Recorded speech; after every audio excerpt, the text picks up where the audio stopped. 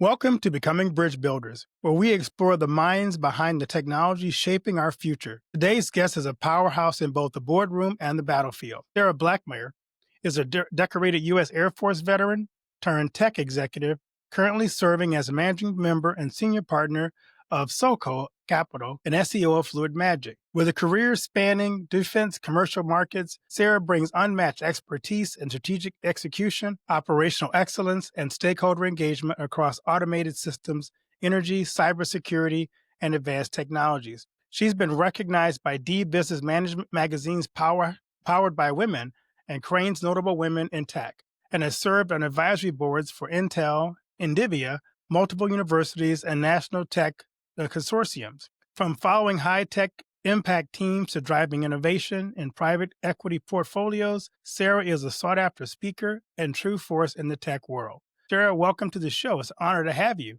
Thanks, Keith. Super excited to be here. Super excited to have you. So I'm going to ask you my favorite question. What's the best piece of advice you've ever received? Yeah, so the story that I tell pretty consistently over my career is when I was very young.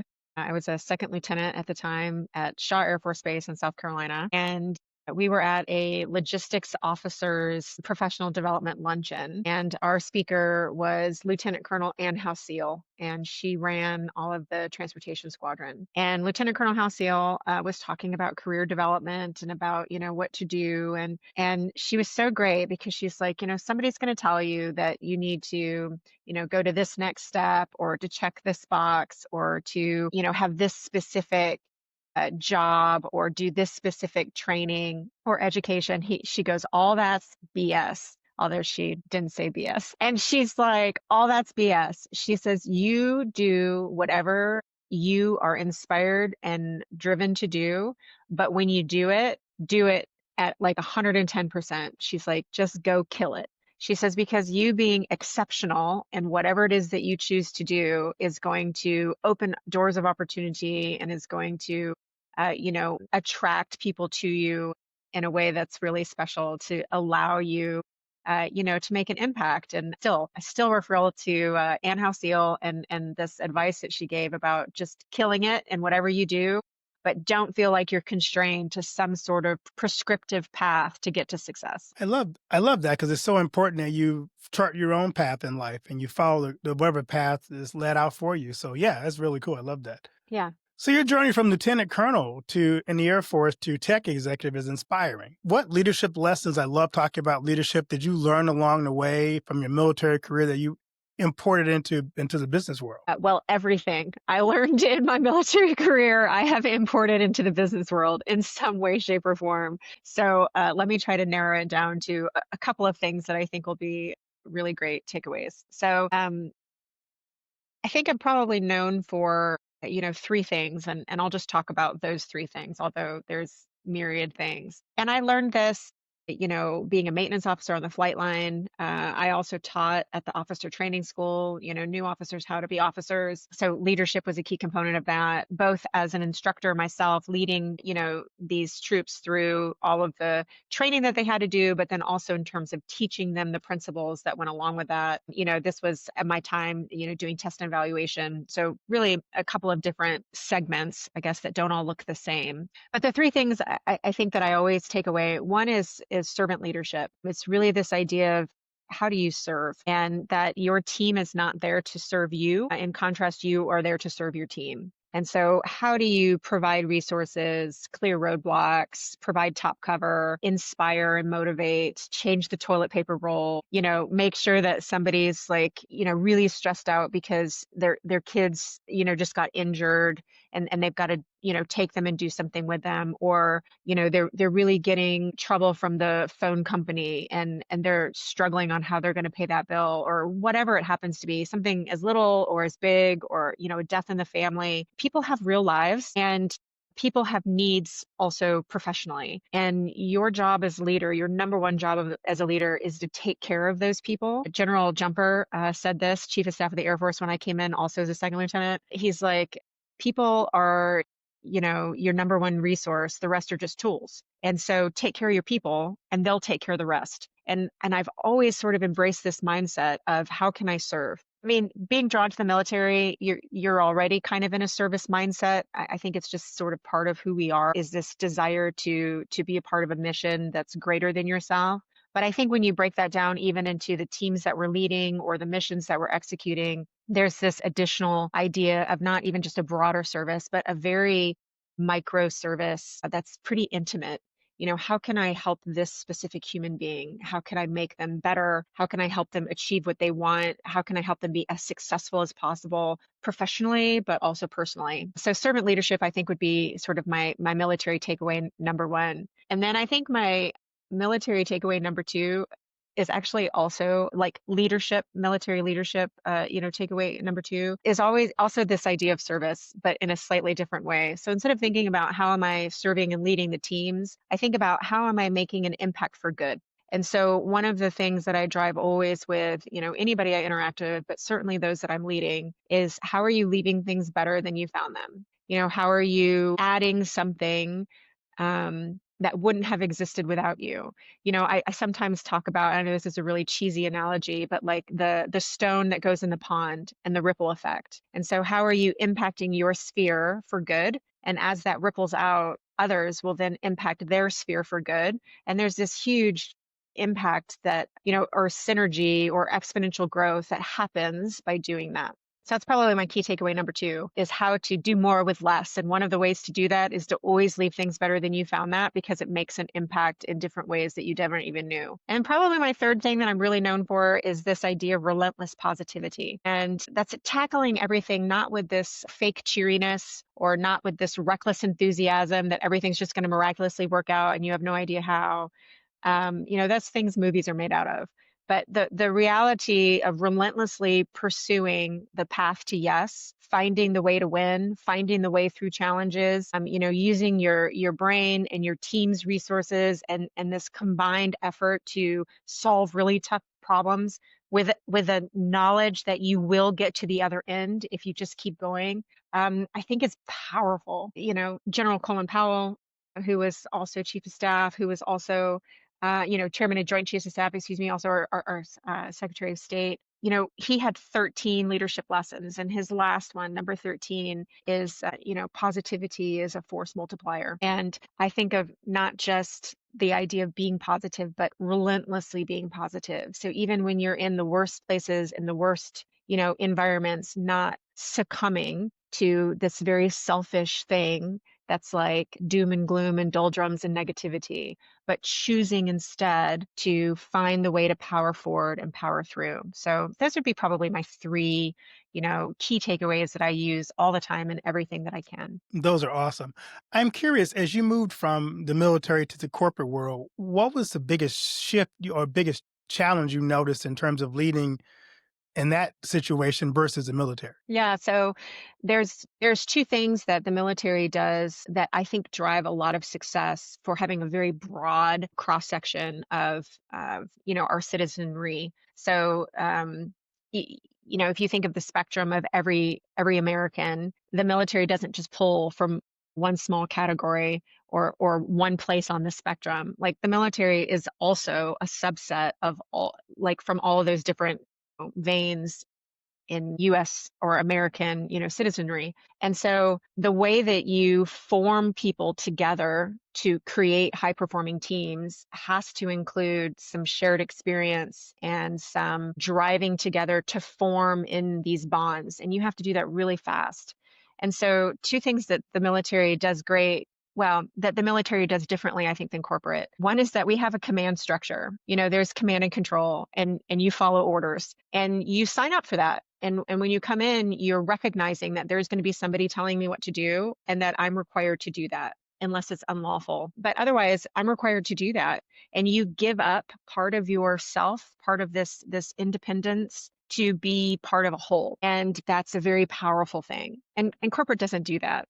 Corporate's like, you know what? I don't feel like going to work today. I'm just not going to. Like, that doesn't happen in the military. That's called AWOL, and you're fired, or you're, held accountable under the Uniform Code of Military Justice. Like, it's completely different than I just don't feel like going today. Or, you know what? This job sucks. I'm quitting, with no notice and I'm out. Like, You don't do, it's just not the same. And you also have to, lead by influence a little bit more, I think, on the corporate side than you do necessarily on the military side. I think it's more effective on the military side if you lead by influence anyway, but there's also this added, you're the commander and people have to do what you say. But the second thing that's different about the military, and I think the military is exceptional at doing this, is this continued professional development.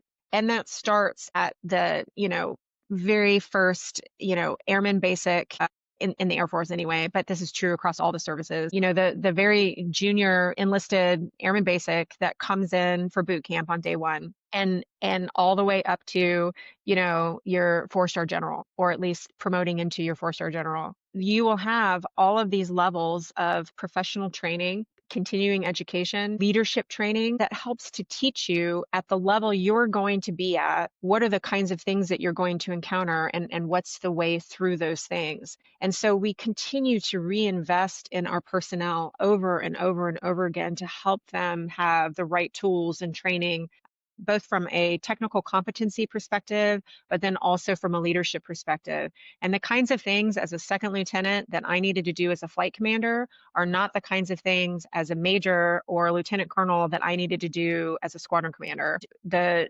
difference in learning what those things are in the context of experience that you have to have that takes you from the tactical level to the operational level to the strategic level. The military does an exceptional job with this continuing training and education. In contrast, leadership training in corporate is few and far between.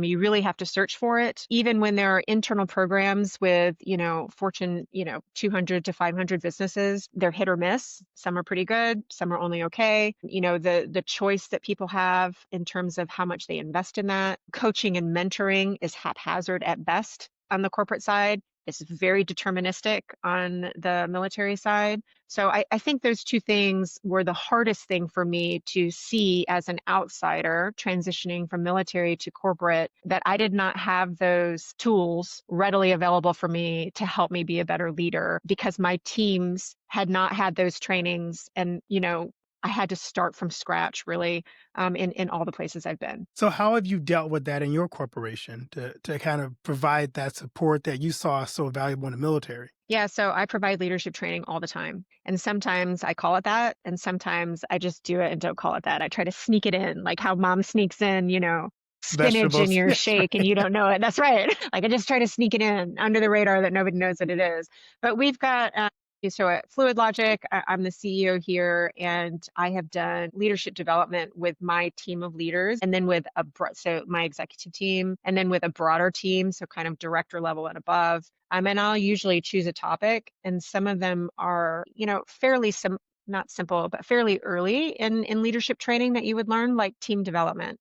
Like the fact that you take a team from forming to storming to, norming and then performing, and what those levels mean and how you can identify which level you're in and what things you can do to help draw a team to that next stage of team development to really get to that high performance level. I've trained on situational leadership, that not every follower that you have is going to be at the same stage. And so you as a leader have to adjust your style to accommodate your team.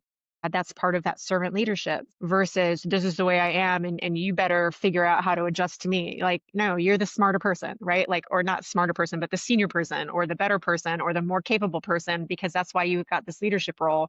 So you have to figure out how to accommodate and bring them with you. So it's been things like that, but it's also just been, I think some more anecdotal things. So I also do across my entire team a monthly stand up. Sometimes it's an all hands where we sit down, but usually it's a monthly stand up. And I call it a stand up. I pulled that also obviously from the military, but it's the idea that you're going to do things that are hard hitting. It's shorter. You're standing so that you can't just kind of drone on and on.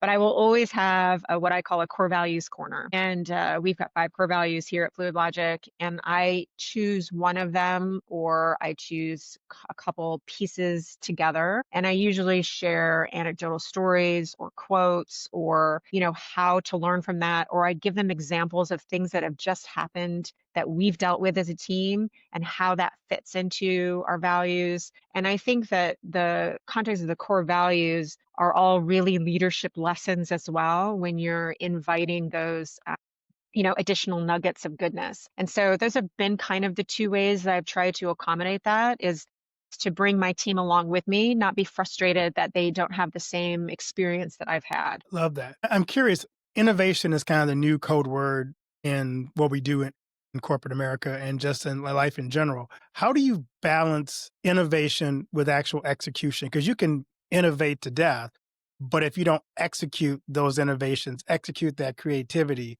it's just a great idea. So how do you balance those two things? Yeah, so I focus again, one of our core values is spirit of ingenuity. So it's this idea of innovation, but I think of it not as a development of a technology necessarily. Sometimes when people think about innovation, they get real stuck on this idea of, creating something new. But I think innovation is this continuous desire to improve or to be better or to drive efficiencies. And I encourage creative problem solving at every level of the organization in every department of the organization. So whether that's, financial tools, whether that's, ERP system implementation, whether that's a different manufacturing process, whether that's just how we handle documentation, paperwork, or storing of those things, all the way to new product development.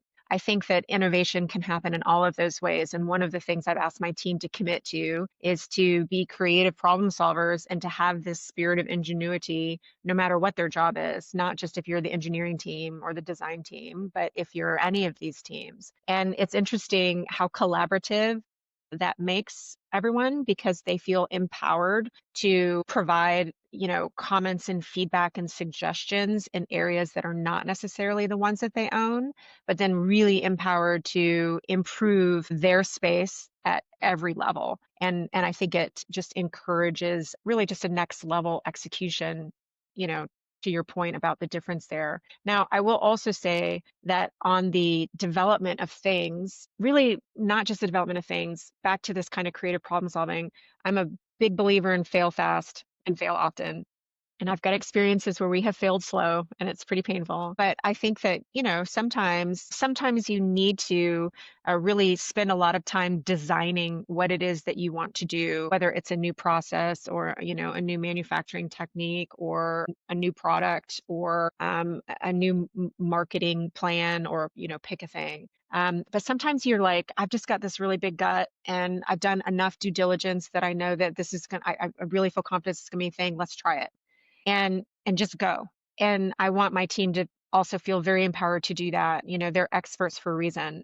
I'm not the person who's an expert in any of these different, lanes. And that's not my job. My job is to find and bring really talented people together and give them space to be exceptional in what it is that they do. If we were relying on me to be amazing in all the ways, we would have failed like long, long time ago. I'm not the smartest guy in the room. And if I am, I'm in the wrong room and I don't spend many times in there. So I think this failing the flexibility and I guess just allowance to try things and fail. My ask always though is like just do it fast. Like realize pretty quickly, is this working or is it not working? And before you try something, what are the criteria that this is successful or that this is not working out? And if you know what those criteria are when you're going in, then you can pretty easily devise, is this working or not working? And then cut bait and move on. Like I learned about sunk costs from a university professor when I was in college, talking about football tickets to the game. And I went to the University of Michigan. It's cold, especially in November. So you've got season tickets, and then you go to a November Saturday and it's snowing and the wind is super blowing and it's way overcast and you're like huddling in there. And is that really what you want to do? Or is it better just to watch that one on TV? And you're like, no, but I bought the tickets. Professor's like, that's sunk cost. And so I always try to think about that too. Like you don't have to continue charging down, this path that you've devised just because of what you have previously invested. You need to think about, what is that future investment going to be and is it worth doing that or not? I So love fail that. fast, fail often, I think is my innovation plan and empowerment across every place, to really drive creative problem solving. The maize and blue. I love that. Yeah, Actually, go blue. I should give you a Michigan joke on my podcast so I can offend all the Ohio State fans, but I probably shouldn't. Well, I would be okay with that. Go blue, but don't tell the Ohio State people I said That's that. right. I'm curious, as you look at the landscape of what you're working on now, what do you see as innovations that you see coming down the pike, or even in cybersecurity that really excites you right now? Because I know cybersecurity is some things that so many of us. I have a blog, and every time I look around, somebody from Singapore is on my blog. I'm like, they're not really on my blog. They're trying to hack my account, I'm guessing. So I'm just kind of curious. What are you seeing in those areas that excite you? Yeah, so I think two things. The first, so I've been in the autonomous systems robotics space for almost all of my career. So when I was a student at university, the whole reason why I chose my degree program, which is Naval Architecture Marine Engineering, is because they sold me on this underwater robotics exploratory systems, and I'm like, oh my goodness, I have to be a part of that. That's amazing. I did none of that. But it was super exciting, and that's why I chose that as my degree. And then right after I left the active duty Air Force, and I was working as a defense contractor, my advanced technology that I was involved in was alternative energy and robotics, ground vehicle robotics. And so I made my way back to robotics, but not underwater. They were just ground vehicle. But gosh, that was, ish years ago now, 18 years ago now. So like I was at the pretty beginning of this idea of ground vehicle autonomous systems, not drones necessarily. It's predates. It's a little bit further back, but for ground vehicle systems anyway. And I think the most exciting thing that I can think about that is happening right now is the combination of autonomous systems in lots of different applications. There's underwater, there's air, there's ground, there's service, bots. There are things that are really good for efficiency and driving productivity business wise, but then there's also personal aid things that are really helping to make things easier and better. And I think with the advent combination of AI, that those are going to explode. And so I'm pretty excited by I'm just pretty excited by what's happening there across the board. And I think about it, I liken it to, when the smartphones came out and nobody needed a smartphone. Nobody, what the heck is this? Like, I don't, me and my flip phone are friends. Like, we're good to go. Cell phones were enough. And then now, literally everybody has a smartphone and feel like they can't live without it. And in fact, we're talking about, are we over dependent and is it ruining our lives? And can we no longer be social now because of what we do with smartphones? I not just slam on smartphones, but just how much of an integration to our life that it's been. We can't even fathom what it would be like to not have it. Well, I think autonomy is going to be very similar in a lot of different ways. Like we'll be to the point where we're like, why was I ever driving? Like, no, all my cars should be driving for me. And we'll look back and we'll laugh and it'll be like, when you tell your grandkids, or in my case, just my kids, I went to school in the snow uphill both ways. Like you've got it so good. And they'll look back and say, you're so old, mom. And I think that one's really cool. And I think is really exciting and interesting. I think that if you're not doing anything with it, you should probably figure out how to do something with it, because I think we're going to have an inflection point where everything has some sort of an AI component to it. And if you're unaware or unfamiliar, I think it's going to take you by surprise and you're really going to struggle. And I think that's both personally and professionally, actually. So there are a lot of AI tools that already exist that are in the public space that people can just tinker with. And I just would highly encourage people to do some tinkering. And corporately, I would highly encourage people to think about not just how do I do AI for AI, but to explore the space a little bit about what are the productivity tools that exist? Are those things that I can implement? Are they going to help me solve a problem or be more efficient? And do a little bit of evaluation, from an AI strategy perspective. But Keith, to go back to your cybersecurity, because I think that's where you kind of spent a bit of time, I'm less excited about cybersecurity and more afraid, Mhm. and would highly encourage everybody to get their crap together with respect to cybersecurity in all kinds of ways. I can remember being on a show floor. This was in Michigan when the defense ground vehicle community is kind of headquartered there, just outside of Detroit. And they were talking about vehicle hacks. So, like, not just cyber criminals who are hacking into just, IT systems or trying to get into, whatever platform you have, but literally hacking into a military vehicle that's, digitally now enabled and basically taking over. And so you're like, oh my goodness, like this is the fodder for sci-fi fiction books. But there is a reality to that now, that threat that I think we need to be super cognizant of. Now, that's an extreme example, obviously. But if I mean, there's just pick up any news outlet on any given day and about the airlines that just got hacked again and what that meant in terms of, timelines and delays for that system. And you think about global travel and what the impact of that could do. You think about all of your data that's already stolen from the hacks that came from, pick one of the credit bureaus that got hacked into, or probably your bank. Most banks have had some sort of a security breach as well. The ransomware that now comes along with this is what I'm going to do with your information unless you're, paying for this in this way. I think about our national grid from an electricity perspective, a power perspective, and that being hacked into and taken over and what kind of impact that could have. So I am more frightened than excited by what's happening, in the cyberspace because it moves very, very, very fast. It just moves very fast. So iRobot could be real. I think there's a lot of things that I wouldn't say everybody watch out for the Terminator, but I would definitely say there are some things and be ready and just be ready. My so I'm curious, what advice do you have for women who are trying to kind of get to the space and the place you are? I mean, we always hear about the challenges that are there, but what kind of words of wisdom would you have for a woman in seeking to do what you do? Yeah, so I think my advice for women would be my same advice for everybody. But I'll just say it for women, because that's how you catch the question and because I am a woman. I do recognize that I am in a fairly unique space, unfortunately, that there is not this women in tech is less by a lot, from a gender line perspective. And I think women in the startup entrepreneurship community also very, very small.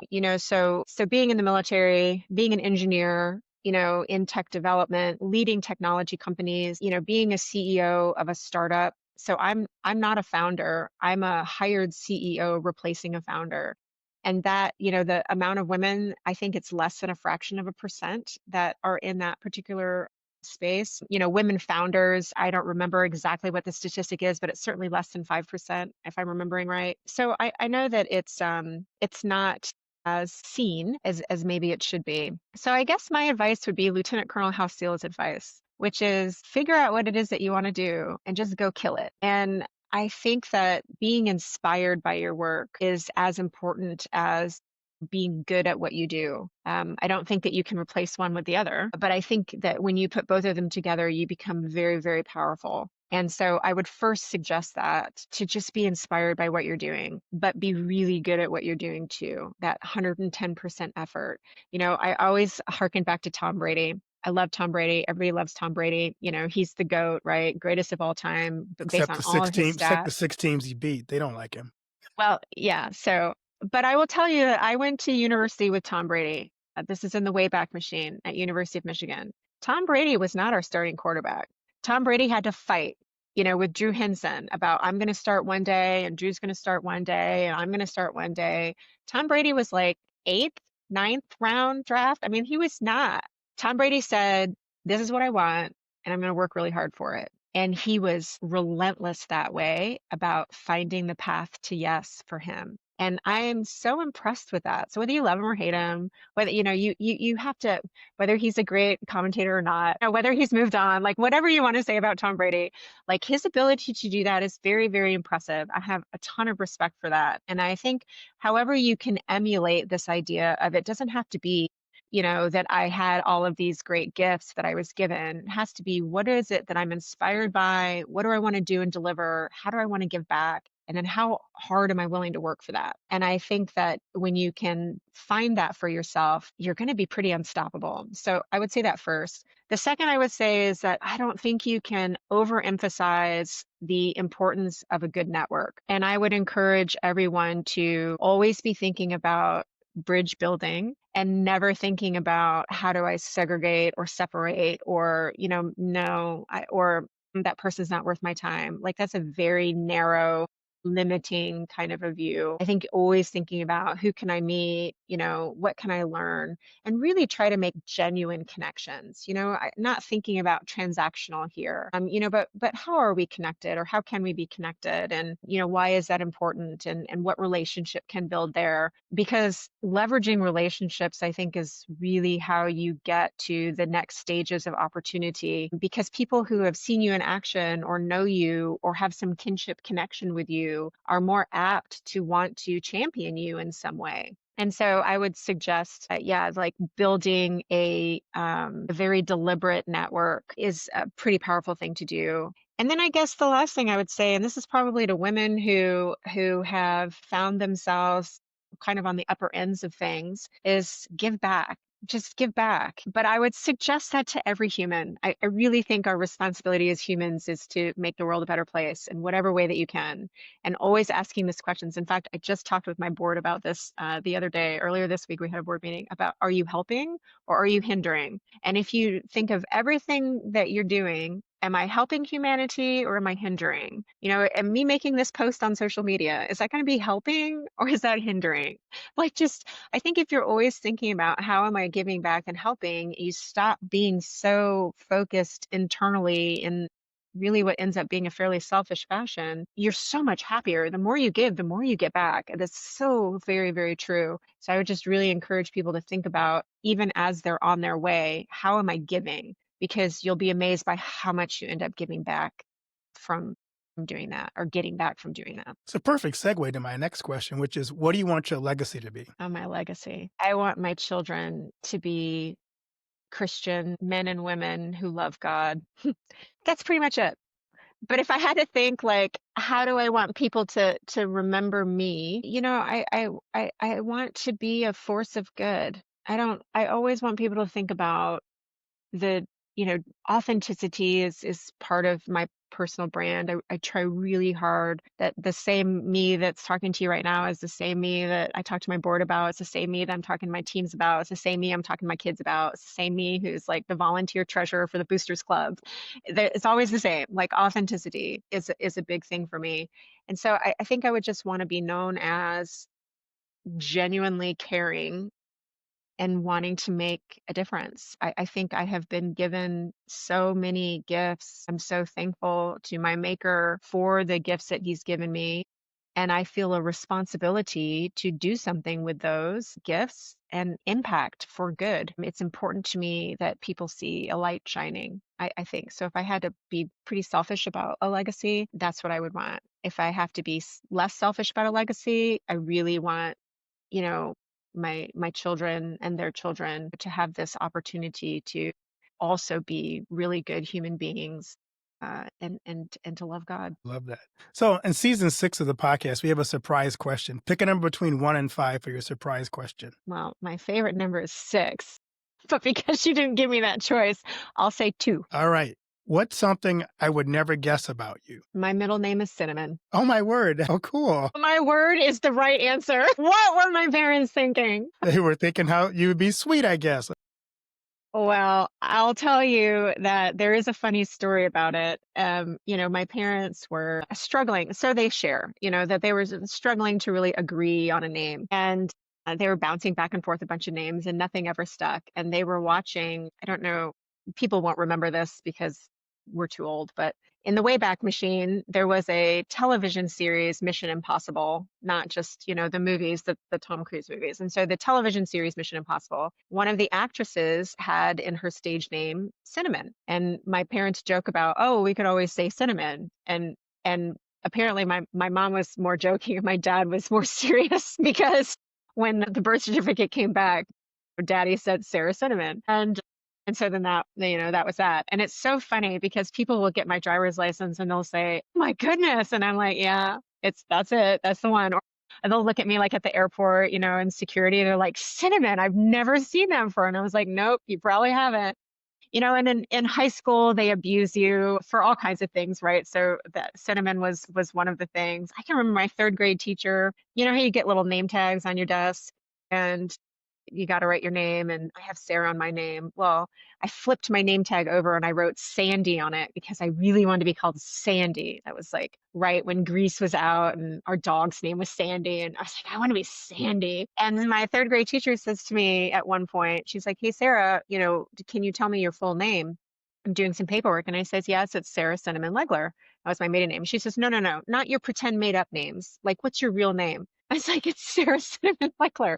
And I sat like with my nose in a corner for lying for like the rest of that class period. She calls my folks later and my dad just rips into her. I feel so bad at this point about that's really her name. But yeah, why my parents decided that was a good idea, I don't know. And I have gotten abused for it over time. But I will say that it's a funny story and it does bring me joy. My last call sign that I had in the Air Force was Scary, which was short for Scary Spice because of, the cinnamon. And if you knew me, then you knew that there was this other side. But if you only saw me from the outside, what you saw was, pretty confident and pushing with things and an order giver and whatever. Like you might not, the scary part fit more than the spice part fit. But if you knew who I was, then you knew that on the side. So yeah, scary spice. Well, thanks so much for sharing that story. That's a neat story. We also struggle with our daughter's name. So her first name is Sarah Grace because we couldn't agree on Sarah or Grace. So we just smush it together and she's Sarah Grace. Yep, There that's you go. good. Well, Sarah, thank you so much for sharing your incredible journey with us, your insights, your vision for the future of tech and leadership. Your story is a powerful example of how disciplined strategy and innovation can drive meaningful impact across industries. For our listeners, we'll include links to connect with Sarah, learn more about her fluid logic, and explore organizations she's helped to shape. Until next time, keep leading with purpose and pushing the boundaries of what's possible. This is Reverend Dr. Keith Haney. We've been listening to Becoming Bridge Builders. Stay bold and stay curious. Awesome. Thanks so much, Keith.